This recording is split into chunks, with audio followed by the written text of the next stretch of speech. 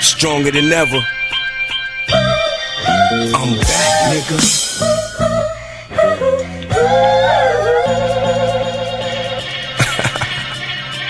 Yeah. Listen. New York is just one crumb on the map. One crumb ain't a lot.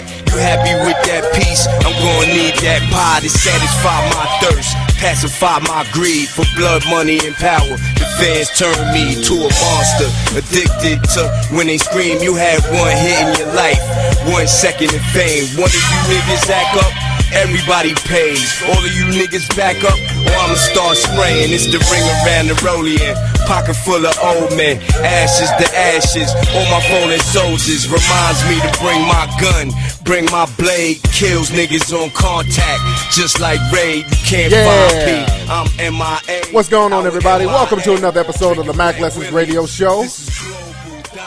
I am your gracious host. My name is Mr. Tariq Elite Nasheed, also known as Denzel Sausageton. Glad to have everybody tuning into the show today. Today's show is brought to you by ThomasLogisticsLLC.com. People out there in Arizona, for your moving needs, contact ThomasLogisticsLLC.com. And today's show is also brought to you by Tariq Elite Players Retreat, live in Miami, August 6, 2011. That's Saturday at the Miami-Dade Auditorium. You guys go to Ticketmaster.com to get info and to get tickets. Let me put some Mac and music on so I can flow from the Survivor Scrolls. But like I said, man, you guys go to Ticketmaster.com to get tickets to join me live in Miami. The game is going to be real heavy. I'm going to be spitting that hot, super duper, crisp fire. Also, don't forget to check out Hidden Colors. You guys can get the Hidden Colors DVD available now. A lot of good information in the DVD, HiddenColorsFilm.com.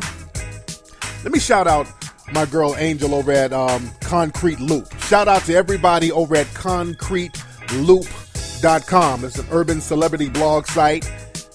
Angel hit me up yesterday. We're chopping it up. Angel, you need to call up to the show so you can talk about some of the stuff you have going on. Concrete Loop is a cool celebrity blog site because, you know, a lot of urban sites, they put bullshit ass information up there. Not saying no names, media takeout, but a lot of these so-called gossip sites and celebrity sites, they have some of the dumbest shit on there trying to pass it off as some type of news. And I gotta holler at media takeout because they're the kings of that shit. They'll have some shit like Matthew Knowles is found in an alley smoking crack, and it'll be a picture of a nigga who don't look shit like Matthew Knowles. And they'll have some Photoshop shit like Lady Gaga and Paula Patton are lesbian lovers, and they'll have a Photoshop of them eating pussy. It's just stupid shit. And what's killing me about the stupid shit they'll have on there, they'll have a disclaimer on the bottom saying all media outlets are required to give credit to media takeout. I'm like, get the fuck out of here. How you gonna have a disclaimer for an obviously fake story? But I digress. But the point is, man, check out ConcreteLoop.com and get your celebrity news and all that good stuff there. And don't forget, people, we got 6 days left for people to donate to the new movie or to become backers for the new movie called The School. That's the new film we're working on. We need people to get involved with this thing. And I'm going to talk more about that a little later on in the show because there's been we had a little so-called debate with some people. And I want to talk about that a little later. But you guys can go to Kickstarter.com to become backers for the new film, The School. We only have 6 days left, so we got to get this paper flowing. And like I said, there's really no excuse for us as a community to get this stuff popping off. Because some of these movies that's coming out, man, it's still promoting that black inferiority thing. We still get all these little low-key negative images with a lot of movies coming out. I was at the movies a couple of days ago. Speaking of movies, I took my family to see Kung Fu Panda. I took my daughter, my nephew, he's 3 years old, so we went to see Kung Fu Panda. Now, there was a movie trailer that came on before Kung Fu Panda called Shark Night. There's a new movie, it's a horror movie. and they had a brother in there, and I'm looking at the trailer. I'm like, okay, I know it was one brother, one black man, so you know this nigga's gonna get fucked up at the movie, you know, when the movie comes on, when the movie comes out. So I'm like, okay, he's gonna be the first one to get killed. And I'm looking at the trailer. This nigga didn't make it through the trailer. They killed his ass in the trailer. I'm like, God damn. Well, that's one of the reasons why I really wanted to do a horror movie, man, because they send little subtle messages through these movies and these little horror movies and stuff. So y'all notice in a lot of movies they always kill a black person first. That's been like the running theme, because the main white audience, they will have somewhat of a detachment to a black character. It's a real psychological reason why they do that. You look at movies and you see the black person get killed first, because the white audience, they can detach themselves from a black person. It's real deep shit. Nothing happens in a movie by chance. Everything happens for a reason. Whereas if they were to kill a white person in a movie first, the audience would feel sympathy for that person. They'll be like, oh my God, that little white girl got killed. Whereas if a brother gets killed in a movie first, it's like, oh shit, there's a shark in the water. They ain't even thinking about the brother getting killed. They're more concerned about what killed him and will it get the white folks. So it's some real deep psychological shit, man. And I saw a poster, and before I get into that, Kung Fu Panda is a cool movie. If you have kids, you need to go see Kung Fu Panda. And, you know, I had my nephew with me, and my nephew, he hangs around a lot of women all the time. And I have to get him more. Usually I bring him over to my house every weekend because he needs to be around a dude, because he's around women all the time and it makes him sensitive. So I gotta, you know, stop him from becoming moist. You understand? That's why we have so many little moist niggas out here, man, because they're around women all the time. So we're at the movies, we're looking at Kung Fu Panda. And there was a sad little scene in the Kung Fu Panda movie, in Kung Fu Panda Part 2, by the way. There was a scene in there where Kung Fu Panda, you know, he's adopted, and he finds out he's adopted. And let me say this. I hope I'm not fucking up the plot line for nobody, because I don't want Cass to email me like, hey man, damn Tariq, you messed the plot line up for me. Like, nigga, if I messed the plot line up for Kung Fu Panda, kill yourself. You a grown ass man. It's a movie for kids. So anyway. But like I said, man, in the movie, Kung Fu Panda found out he was adopted, so he was having flashbacks and trying to remember what happened with his parents, and he kept having these little flashback montages of him as a baby. And some of it was kind of sad, and my nephew, I guess he could identify with the baby panda. And there was a scene where the mother panda had to abandon the baby panda because of some wolves trying to get him or some shit. So anyway, the scene was kind of sad. It was cartoon sad. So I'm in the movies, I look over, my nephew, this little nigga's over here crying. I look over to him, little tears coming out his eyes. He done got emotional over Kung Fu fucking Panda. I said, man, if you don't stop that damn crying, I'll take you in the bathroom and whip your ass. I said, when we go to the crib, we're going to toss the football around a little bit. And I hope I wasn't being too mean, but god damn, man, we can't have no little sensitive ass kids crying over cartoons, man. That's what part of the game is that.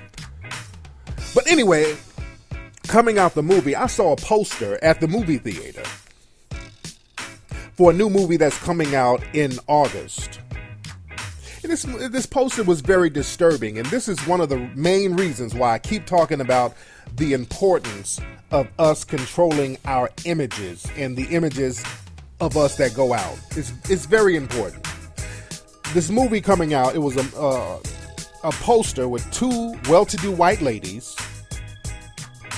sitting on a bench, and there were two black women looking homely in maids' uniforms standing next to them. And the name of the movie was called The Help.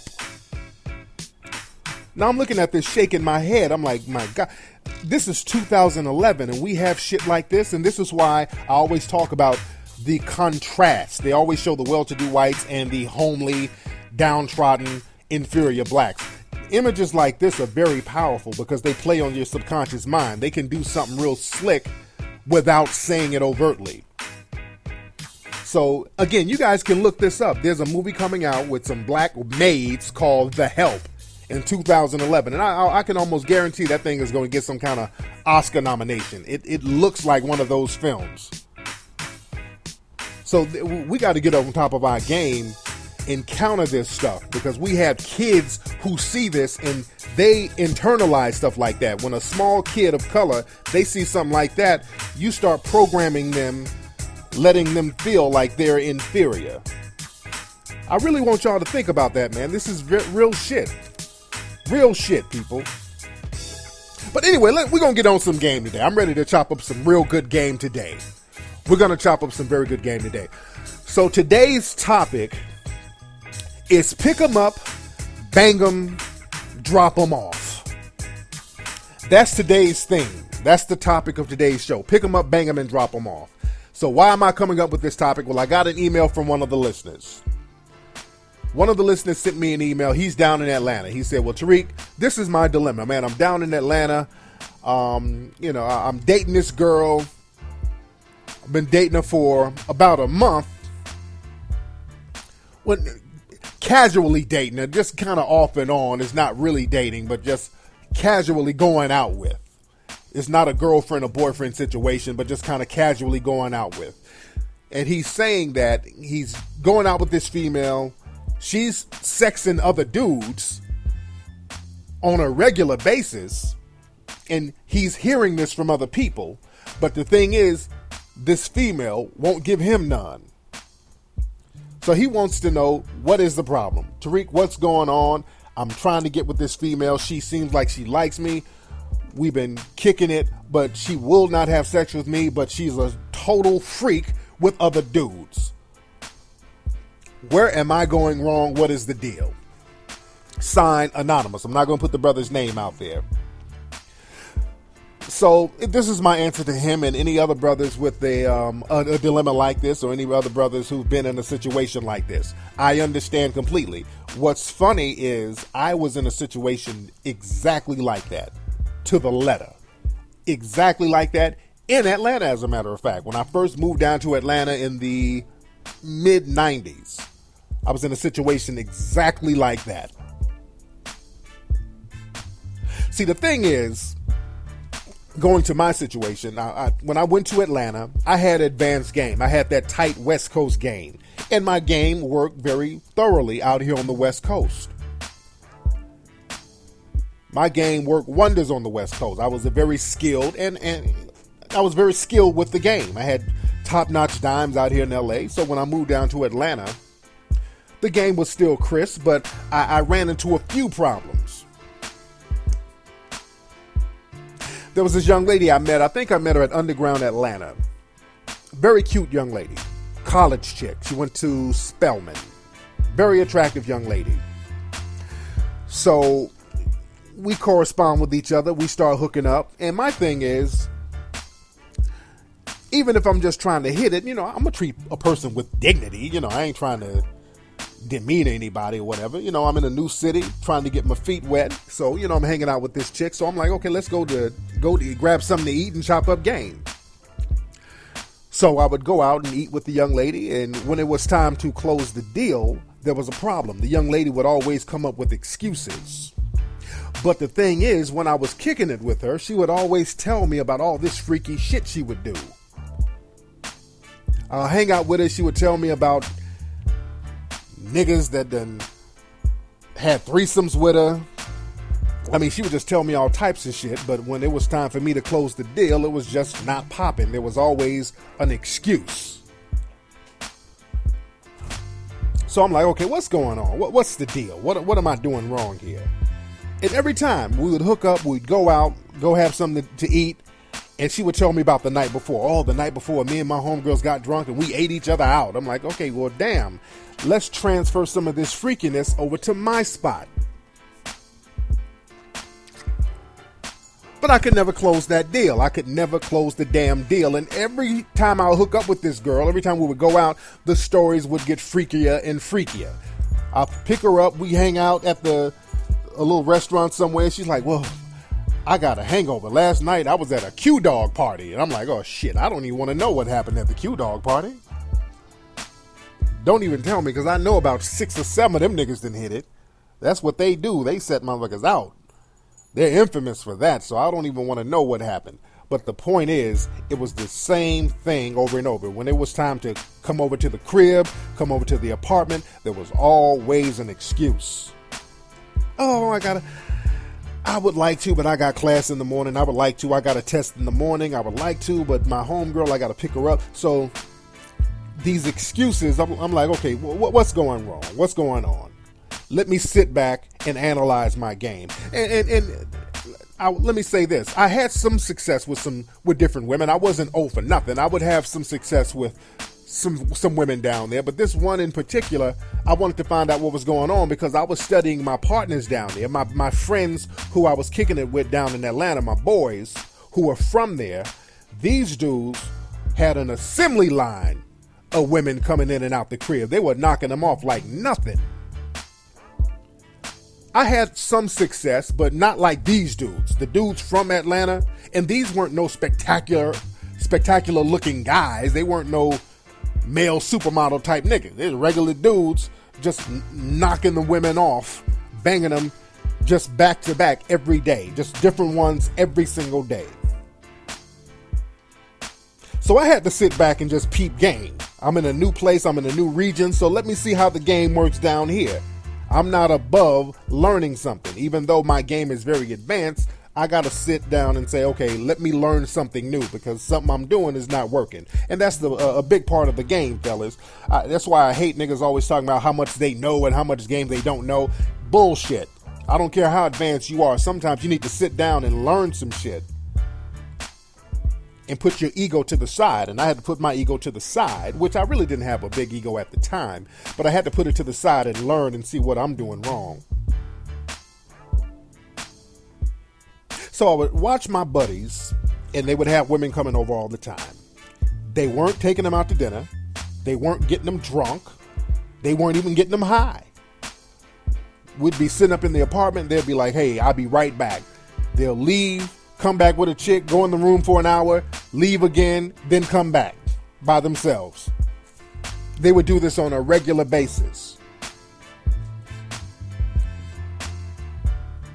So I just figured it out. I'm like, okay, this thing is real simple. All they're doing is picking these chicks up, banging them, and dropping them back off.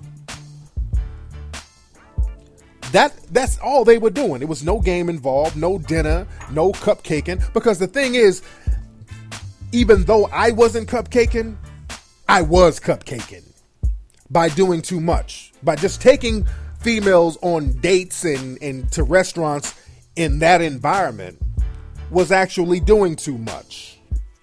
I didn't need to do that, and the fact that I was doing that was doing too much, and it was looked at as a form of cupcaking.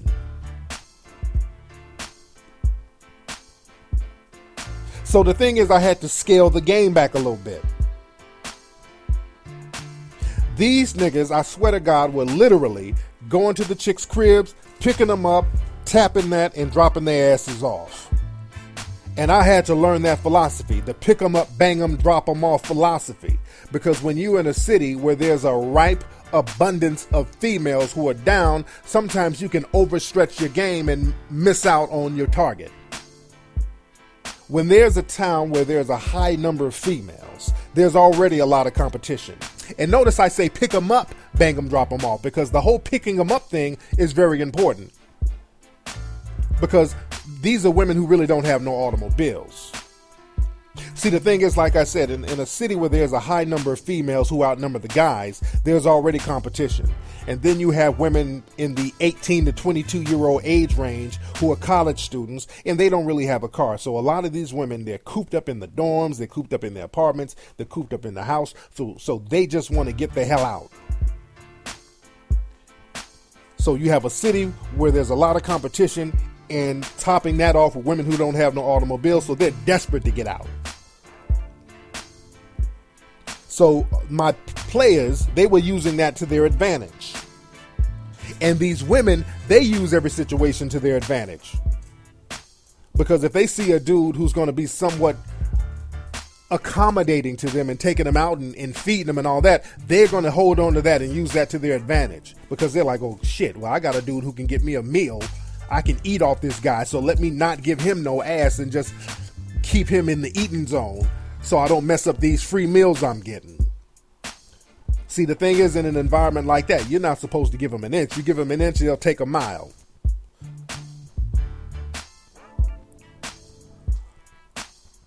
So the thing is, you got to scale the game back sometimes. That's why, man, sometimes you can be overqualified for a job. A lot of people don't like to hire people who are overqualified for certain positions, because a person who's overqualified for a certain job, they'll start overthinking everything and not do what they're supposed to do. If somebody hires you for a factory job and you have a PhD or some shit, they wouldn't want to hire you because you're going to start overthinking stuff. If your job is to push a button every 30 minutes, that's it. They'll hire you. They say, look, I'm going to give you $10 an hour to push this one button every 30 minutes. That's all you got to do. Just push a button.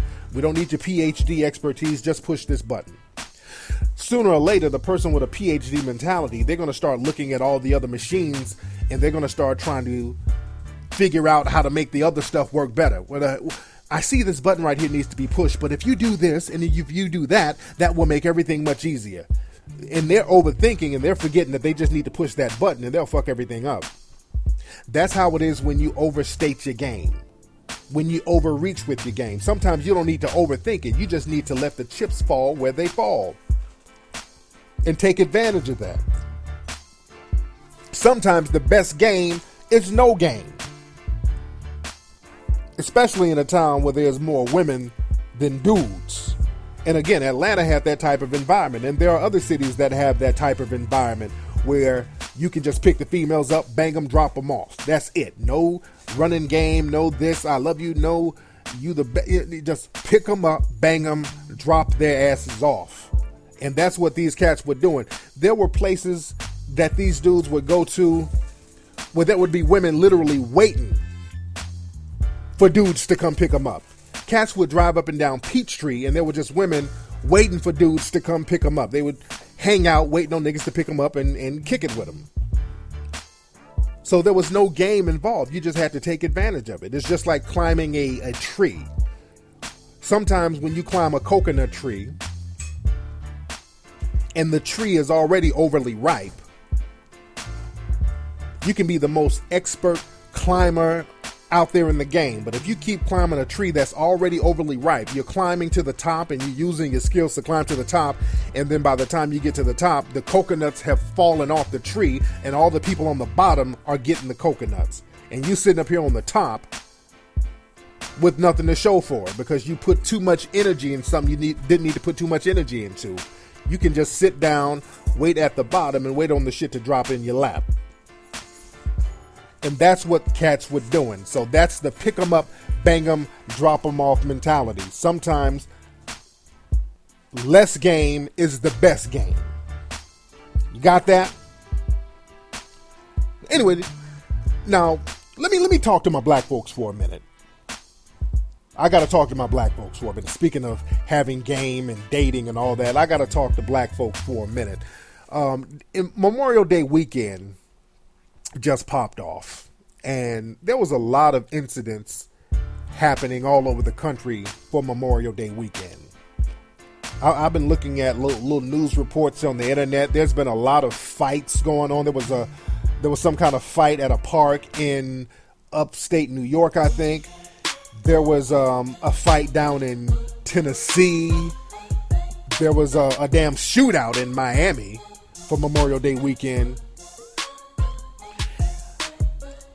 I'm like, black folks, when are we going to get to the point? Are you niggas tired of looking at this shit? Black folks we got to really get to a point where this shit gets real tired and corny and old. Black folks going places and not knowing how to act. This shit is real embarrassing. And we really need to do something about this. Seriously. We let this shit go on and that's just how niggas are. Something has to be done about this shit. And I got to call on some of the black men. Black men got to start stepping up and checking some of this stuff.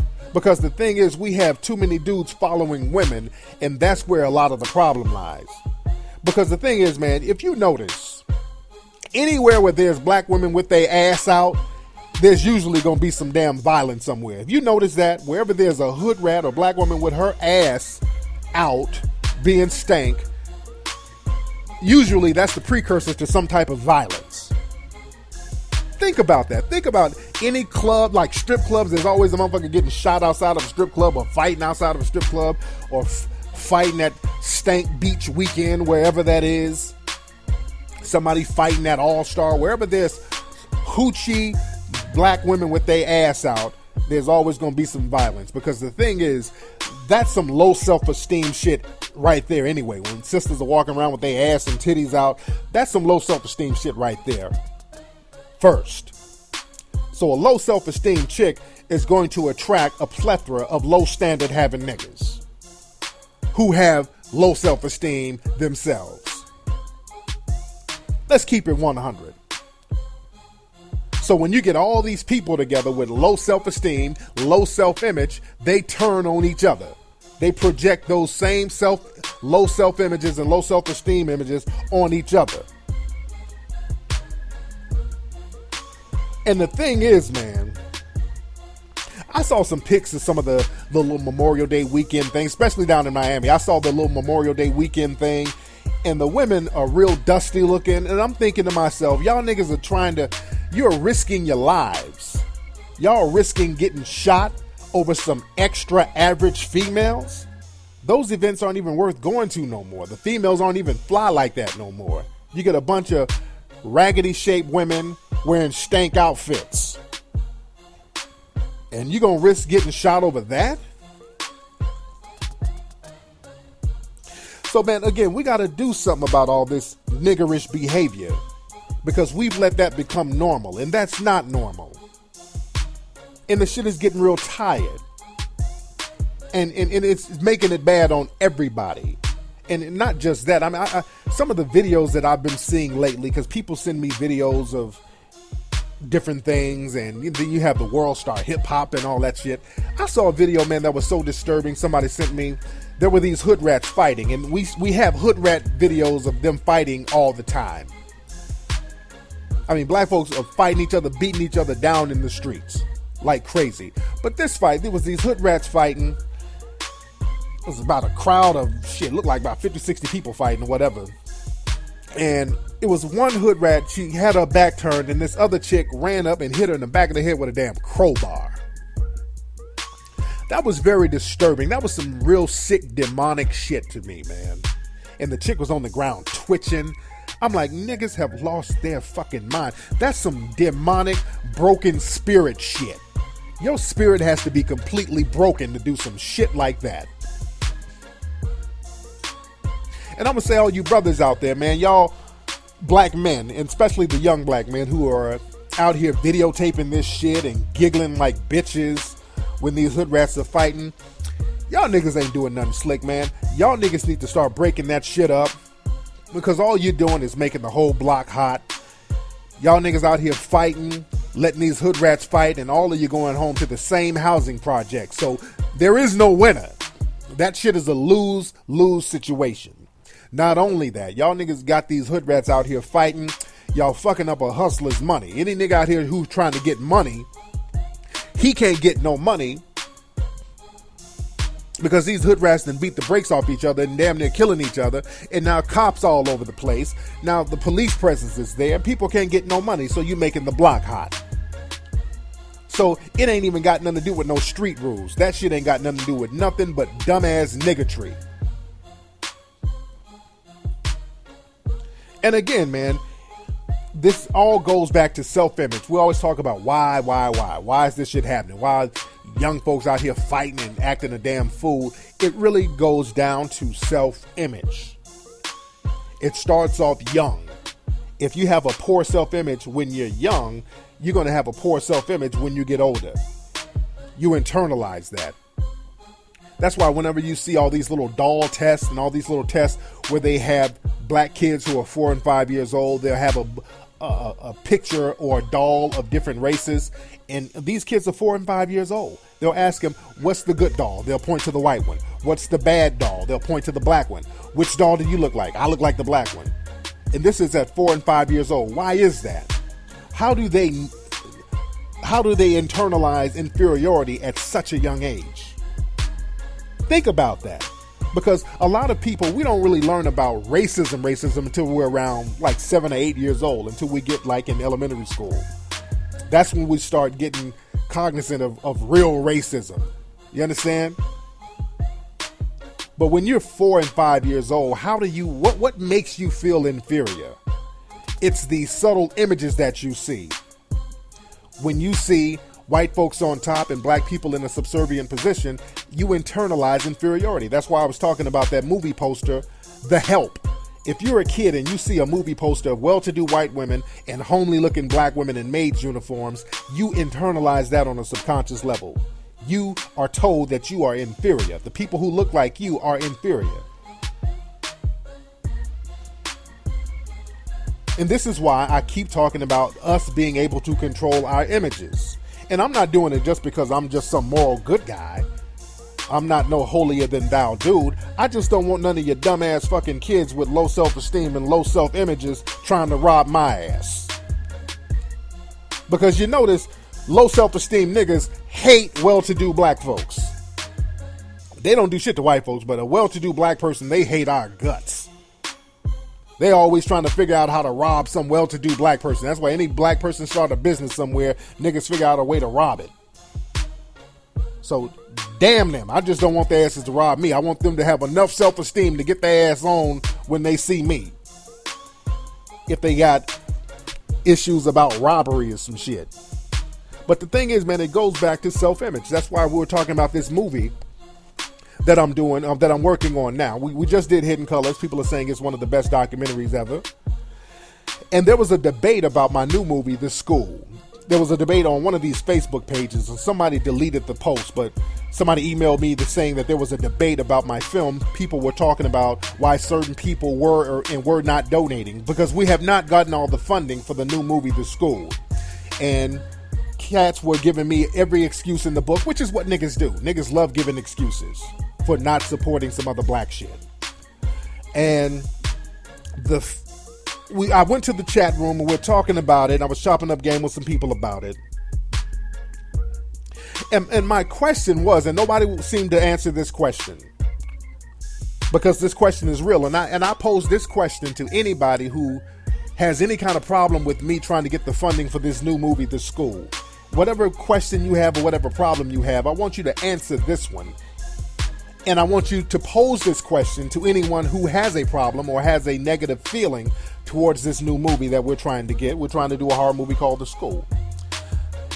The website that we're raising the money on is Kickstarter. Kickstarter is a website where thousands of white folks and Asians and Latino folks, they put together little amateur projects. Some of the projects aren't even that good. Or some of the projects are pretty amateur. But they will support each other and raise thousands upon thousands of dollars overnight for their own projects. They do it every day. Every day a project is successfully funded on Kickstarter with white folks and Asians and Latinos. They'll do a student film or a short film for like a film that's 10 minutes long and raise $50,000, $60,000. I've seen white folks raise $200,000 just from a lot of people getting together making small little donations. So my question to any nigga, and I use the word very strongly, nigga, who has a problem with me doing that, why would you have a problem with a black person doing the same thing that white folks do and Asian people do and other people do successfully? Why would you have a problem when a person who looks like you is doing the same thing? That is my question.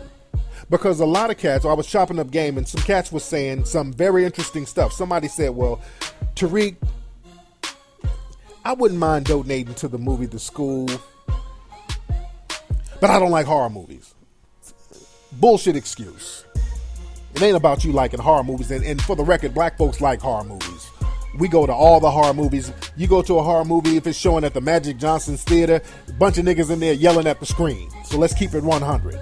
We like all types of movies. And there's a reason why I wanted to do a horror movie, because I wanted to break out of the mold and do something and have black people support something that wasn't the same old, same old. Because most black movies, they got to trick black folks into liking them. They always got to have a church scene or have a preacher in there.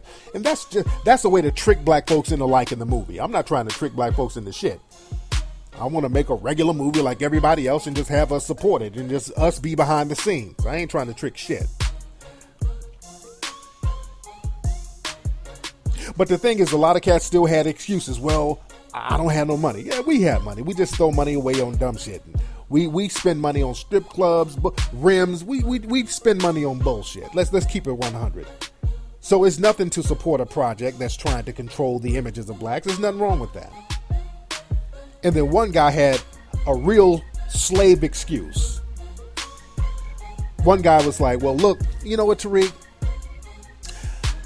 I feel like your last podcast talking about the white daddy syndrome, I think that might have been a way to shame people into supporting your movie.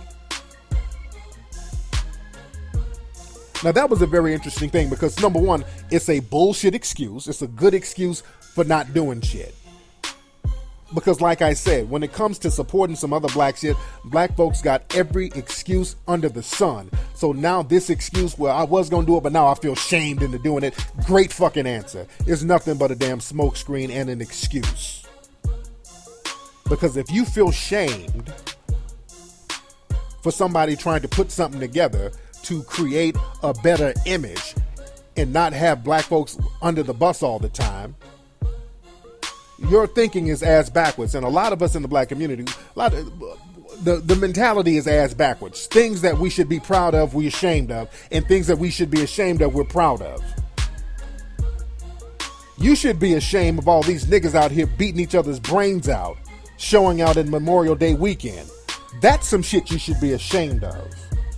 You should be ashamed of these ashy hood rats walking around with their bullet wounds and stretch marks out here in the public, embarrassing everybody. That's some shit you should be ashamed of. You should be ashamed of bitches hitting each other in the head with crowbars. That's some shit you should be ashamed of.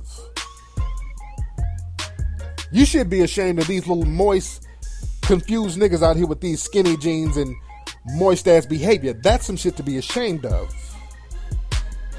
We should be ashamed of movies like The Help and Blindside and Precious. Movies like that being made and being successful and we not doing nothing about it. That's what you should be ashamed of. Don't be ashamed because you think I'm trying to shame you because we should control our images. You're ashamed of that? That shows the ass backwards thinking. And again, and I say this to cats because I don't want cats to think that they're doing me a favor by supporting this new movie. I got a whole bunch of different projects coming out. So I'm doing this just because nobody else is doing it. That's the reason why I'm doing these films. That's the reason why I did Hidden Colors. I did Hidden Colors because nobody would do that movie. Nobody would do a movie talking about black history outside of slavery. So instead of me talking about it, I just went on and did it. And as far as me trying to shame people by saying that they have white daddy issues, I've been talking about the slave mentality on the Mack Lessons Radio show. I've been talking about black self-sufficiency on the Mack Lessons Radio show. I've been doing that shit for years. Now I'm just tired of talking about it. I'm all about action. I'm all about doing some shit. So if y'all niggas want to be ashamed of these 14 and 15-year-old hood rats getting pregnant. Be ashamed of that, but do something. Get off your ass and stop complaining. Stop coming up with excuses and do some shit. And again, don't do it for me. You're not doing me a favor. If this movie gets made, if we get the funding, because we got 6 days to get the funding for the school. If we get the funding for it, cool. We'll get everything done. I'm heading down to Atlanta. We're going to get everything knocked out. If we don't get the funding, that's cool too. We'll put that shit on the back burner, and me and my lady, we're gonna hop on a plane and go to Zanzibar in Tanzania. I'm going on vacation and kick it. I'm gonna be taking pictures with hyenas and giraffes. That shit ain't gonna stop my goddamn hustle. I'm just doing what everybody else does when it comes to getting movies funded in Hollywood. Everybody gets movies funded from outside sources. They either get donations or they get investors. Nobody funds their own movies. Steven Spielberg don't even fund his own movies. You get people to support, and that's what I'm trying to do. We're trying to create a support network where we don't have to depend on other people to get films done and control our image. So my thing is this, people. I will close by saying this. If you want to donate to the film, fine. Go to Kickstarter.com, donate to the film, no pressure, no shame. If you do not want to donate to it, that's fine too. Nobody's shaming you. Nobody's talking down. Nobody's berating you. But the thing is, if you don't want to support the film, and if you're one of these brothers out here or sisters out here who don't want to do anything, if you don't want to create no projects on your own, you don't want to create anything on your own to make any kind of changes, if you don't want to do anything, do us a favor, get you a nice glass of shut the fuck up, and don't say shit.